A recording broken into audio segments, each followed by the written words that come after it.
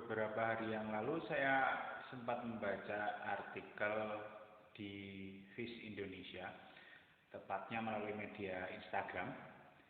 Ini cukup menarik, membahas tentang judulnya itu ya. Sudah saatnya kita menghapus aturan-aturan di sekolah yang tidak masuk akal.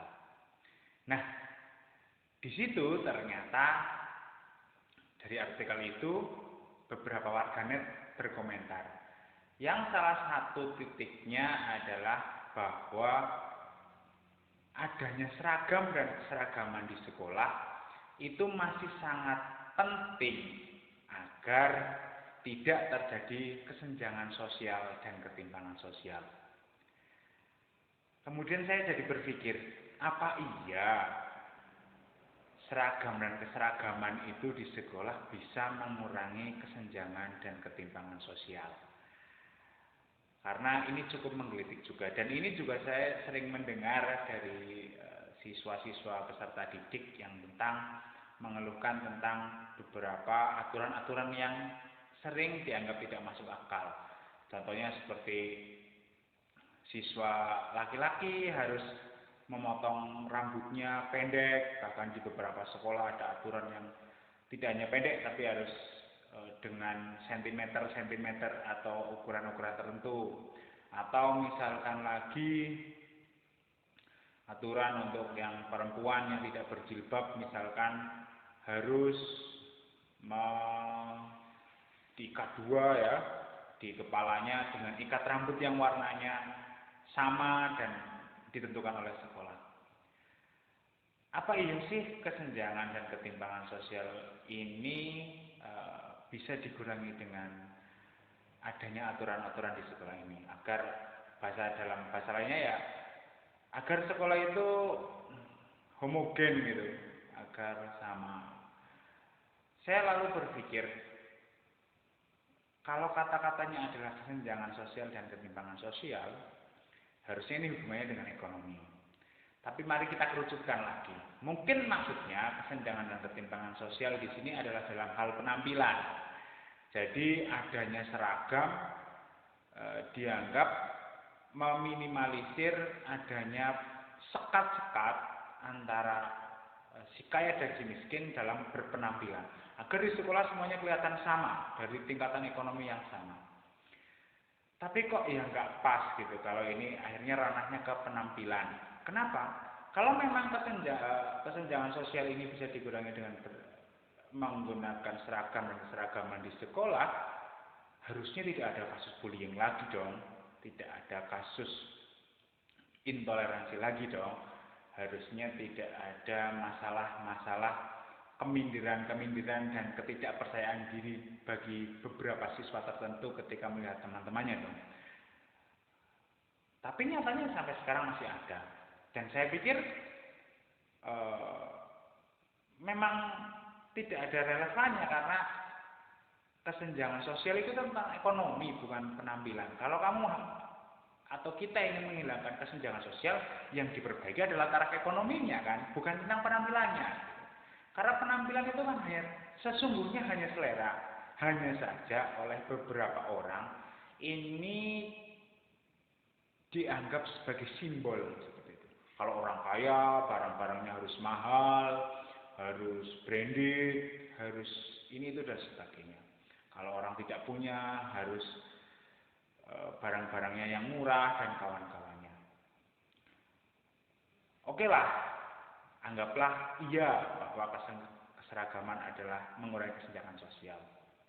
Tapi perlu kita lihat, mau diseragamkan kayak apapun dari atas sampai bawah, dari ujung kaki sampai ujung kepala, tetap kesenjangan sosial atau perbedaan penampilan itu akan tetap terlihat. Misalkan sudah disamakan semua, tasnya nggak sama, dari tasnya kelihatan mana yang mahal, mana yang murah.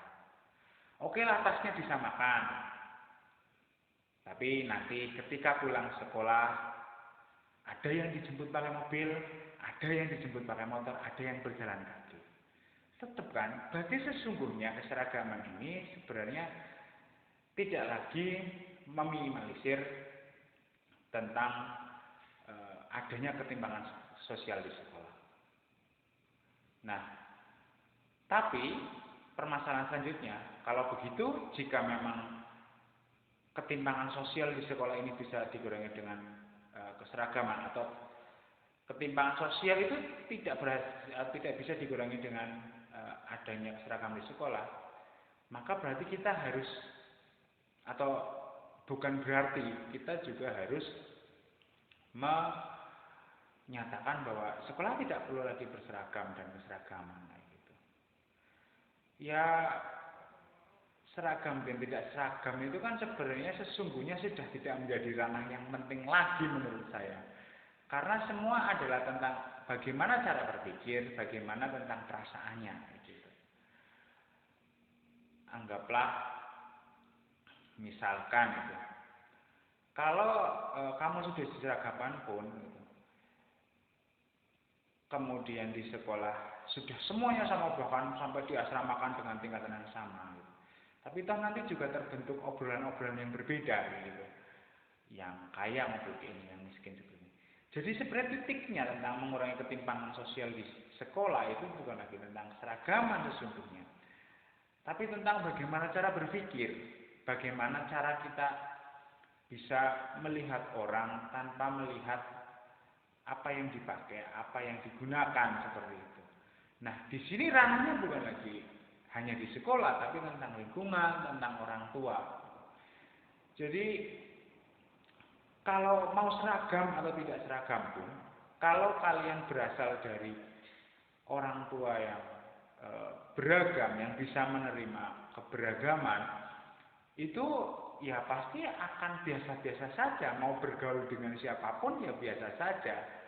Tidak akan menganggap rendah seseorang, tidak akan menganggap tinggi seseorang. Jadi sebenarnya titiknya malah justru bukan tentang seragam dan tidak seragam, tapi tentang bagaimana kita sebagai orang-orang dewasa, sebagai pembentuk lingkungan, sebagai orang tua, itu bisa membentuk peserta didik dan siswa yang bisa menerima keberagaman itu. Bahwa berbeda itu sesuatu yang biasa. Bahwa kamu nggak perlu minder loh kalau ketemu sama orang yang pakaiannya branded, yang harganya mahal. Sama. Bahwa sesungguhnya kualitas seseorang itu tidak hanya diukur dari penampilannya, tapi tentang bagaimana dia berpikir, bagaimana dia bertindak. Jadi mau berseragam, tidak berseragam, adanya keseragaman, tidak keseragaman, kalau sudah didasari dengan cara berpikir seperti itu, dengan berpikiran terbuka, dengan menerima keberagaman, dengan toleransi yang tinggi, pasti semuanya akan baik-baik saja. Nah, lalu menurut saya masih relevan nggak sih seragam? Nah, kalau menurut saya berseragam itu sesungguhnya masih relevan gitu. Kenapa saya katakan relevan? Karena sebenarnya ada di situ nilai-nilai, ada di situ hal-hal, ada karakter juga di situ yang bisa kita ambil dari berseragam dan keseragaman itu. Contohnya, anggaplah kamu memilih sekolah SMA negeri 1 mana. Nah, kita korelasikan dengan konteks mengambil pekerjaan. Ketika nanti kamu bekerja, pasti akan menghadapi hal-hal semacam itu. Tidak enak, tapi harus dijalankan. Kayak aturan-aturan seragam dan keseragaman di sekolah, tidak enak, tapi harus dijalankan. Kenapa? Di situ ada nilai, di situ ada pembelajaran, di mana salah satunya adalah bagaimana kamu harus bisa menghargai di mana kamu berpijak, di mana kamu itu hidup. Kalau kamu hidup di SMA A, ya kamu ikutilah aturan A. Kamu bekerja di kantor A, ya kamu ikutilah cara kerja dan model di kantor A. Bukan untuk apa-apa. Memang kadang alasannya bahasanya terlalu kaku. Kalau kamu tidak mau diatur di sekolah ini, silakan keluar. Ya nantinya bahasa-bahasa semacam itu pun akan ada di ruang-ruang kerja, di mana di kantor-kantor, di tempat kamu bekerja. Kalau kamu nggak sesuai dengan kantor, kamu boleh keluar. Dari pembelajaran keseragaman ini kan setidaknya kalian bisa belajar tentang bagaimana bisa berdamai dengan keadaan, bisa menikmati segala macam hal dengan cara kita masing-masing. Kamu seragam ke sekolah, toh kamu di luar masih bisa tidak berseragam. Seperti itu. Toh nanti berseragam sekolah hanya 3 tahun. Setelah itu kuliah nanti kalian bisa berpakaian bebas mau kalian. Yang penting lagi sebenarnya adalah bagaimana berseragam dan keseragaman itu di beberapa tempat itu adalah bagaimana cara menanamkan nilai dan norma yang positif. Positif dalam arti apa? Positif dalam arti ada standar-standar atau pemakaian-pemakaian minimal dan maksimal yang kita peroleh dari pembiasaan itu. Yang itu sangat berguna nanti di ruang kerjamu, di tempat kerjamu. Jadi saya rasa kita sudahi saja lah pembicaraan tentang relevan nggak sih berseragam dan tidak berseragam. Ya kita lebih baik memikirkan yang lain, bagaimana kita lebih kritis dan kreatif seperti itu. Tidak lagi meributkan hal-hal yang seperti itu. Lebih baik kita berkarya, baik kita berproses yang lebih baik. Maunya dalam bahasa kasar, selama di Indonesia masih bisa atau belum bisa menerima keberagaman, mau berseragam dan tidak berseragam, itu tidak mengurangi apapun dalam masalah ketimpangan sosial. Itu adalah perspektif saya, persepsi saya. Silakan kalian boleh mendiskusikannya lagi di luar forum ini dan kalian boleh menyampaikan pendapat juga di kolom komentar. Selamat berjumpa di lain waktu.